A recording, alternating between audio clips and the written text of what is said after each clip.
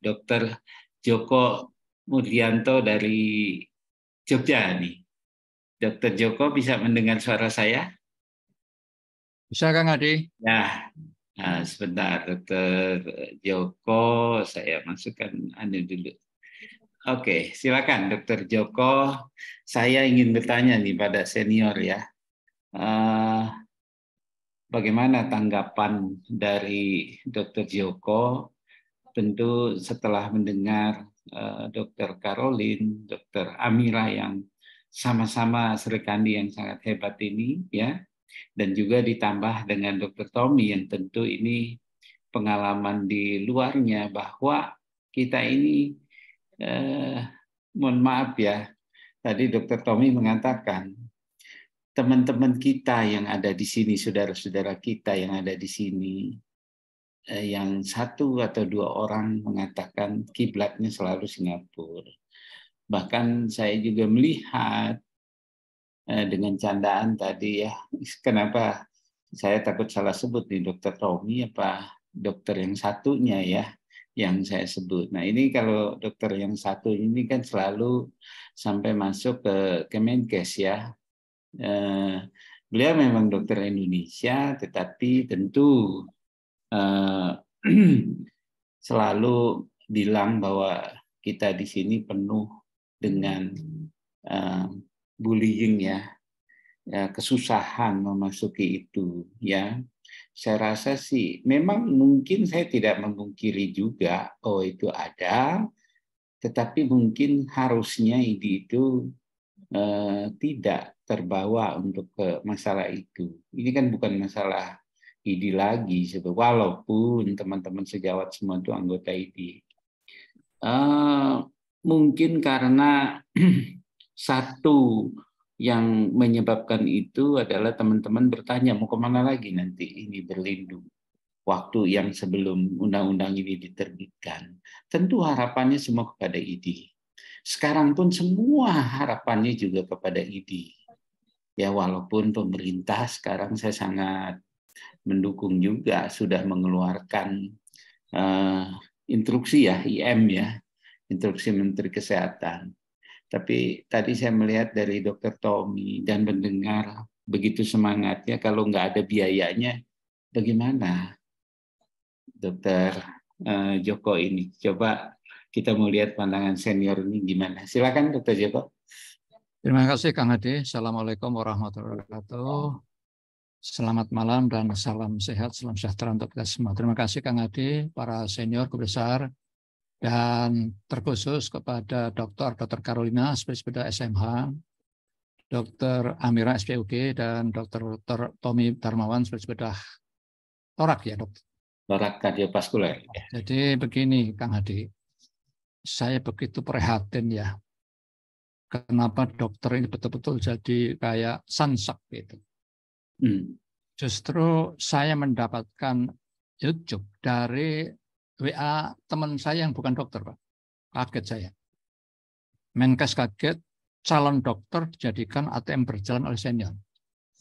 Astagfirullah, saya, ya Allah, Masya Allah. Pembunuhan karakter dokter belum selesai, ya. Walaupun undang-undang kesehatan sudah disahkan. Terus kira-kira apa lagi nanti dokter Hadi? Nggak tahu apa yang disampaikan beliau. Kenapa narasinya selalu bernarasi yang sifatnya itu menduga-duga, pikiran negatif, dan sebagainya. Kenapa justru tidak dikembangkan hal-hal yang sifatnya positif? Karena pikiran-pikiran kita, kata orang itu, kalau selalu mengembangkan pikiran positif, berprasangka baik, maka energi positiflah yang kita punya. Itu ya. Nah, Dr. Hadi, Kang Hadi, saya sebagai orang yang katakan senior ya, saya pernah ditugas di rumah sakit Bonep ya, Sulsel itu tahun 98 sampai 99. Saya tidur di asrama perawat, tidak masalah, walaupun spesialis. Kemudian saya protes ke Kanwil waktu itu, saya pindah aja ke Kalsel. Karena impres saya di Kalsel selama 6,5 tahun. Akhirnya dipindah di Parepare. Barangkali emang apa? Ya nasib saya, Kang Hadi. Saya dokter spesialis di Parepare tidurnya di asrama perawat, enggak masalah. Nah, berkaitan dengan perundungan, saya kira Pak Menkes ini terlalu tadi tidak cek kanan kiri kemudian disampaikan begitu saja. Taruhlah misalkan ada perundungan, itu kan kasus.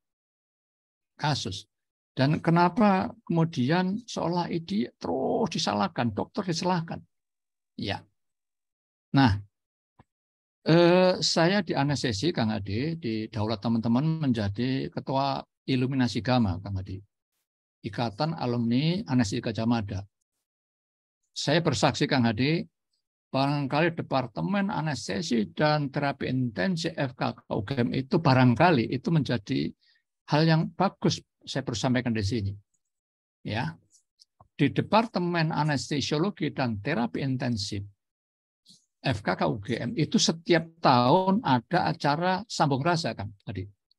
Sambung rasa itu untuk apa? Memberikan masukan. R1 sampai R terakhir. Ya, itu bisa menyampaikan segala macam, termasuk mengkritik, memberi masukan kepada Serno. Bahkan kepada pembimbingnya. Tidak masalah. Ya. Artinya sangat egaliter gitu. Nah, kalau kemudian di sini calon dokter dijadikan ATM oleh seniornya. Apa buktinya? Di mana? Di mana, kapan, dan siapa? Ya, itu kan bisa dirunut. Kalau katakanlah itu menjadi tugas Irjen Kemenkes. Kan bisa dirunut itu.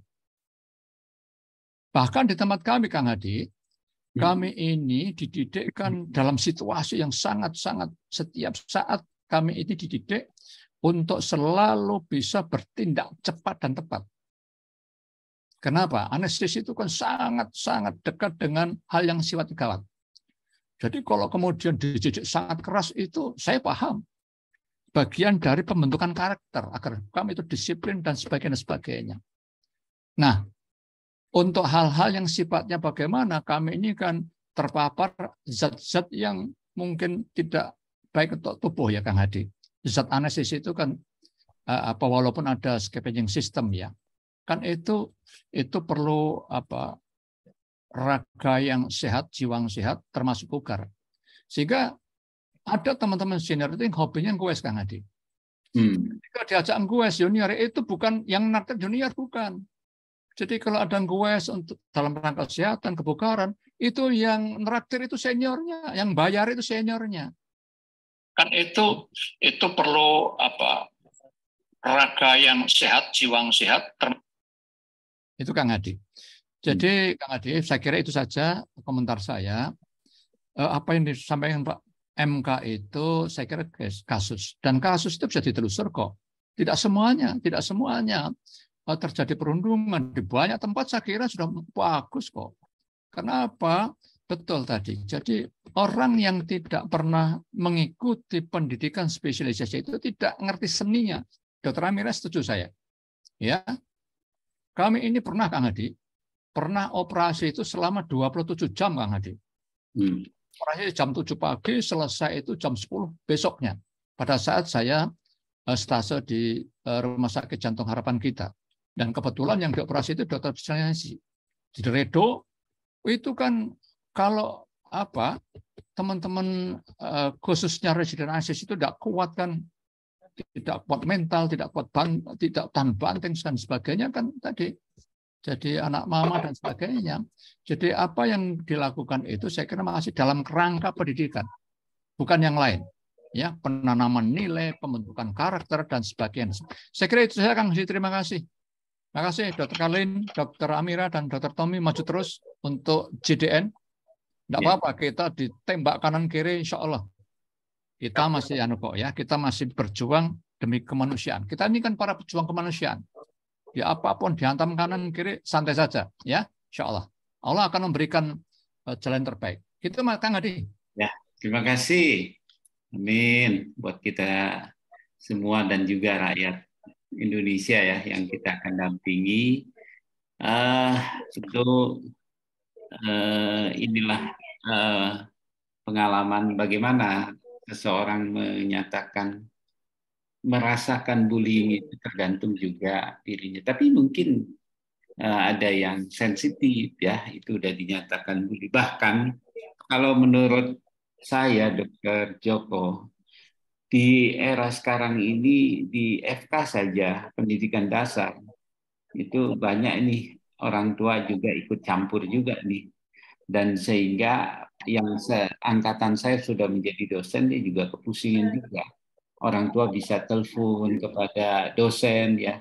Dulu boro-boro saya akan memperkenalkan orang tua saya ke dosen, rasanya agak gimana gitu ya. Itu tanggung jawab kita. Tapi memang ini tergantung juga memang bagaimana anak-anak itu cita-citanya menjadi dokter, apalagi yang lebih tinggi adalah spesialis. Saya bukan menyatakan kastanya yang tertinggi, tetapi jadi dokter umum pun sangat baik. Terima kasih Dokter Joko ya, saya selalu memanggilnya Pak D. Joko ini.